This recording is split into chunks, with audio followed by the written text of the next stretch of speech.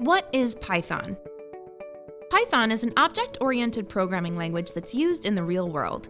Python is easy to learn, easy to read, and has nearly limitless applications. Components of YouTube and Instagram are programmed in Python. All you need to learn Python are basic typing skills and a little patience for problem solving.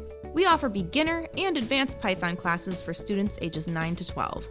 Python students learn basic functions, like print, which allows the computer to print information on screen, and input, which allows the computer to take in information.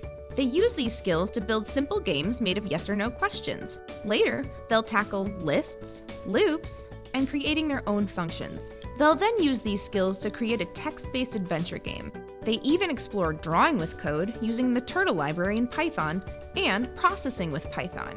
Developing an understanding of one programming language makes it extremely easy to understand others. We believe all kids should have access to basic knowledge of computer programming. Python is an effective tool to teach soft skills such as logic, problem solving, attention to detail, patience, iteration, and collaboration.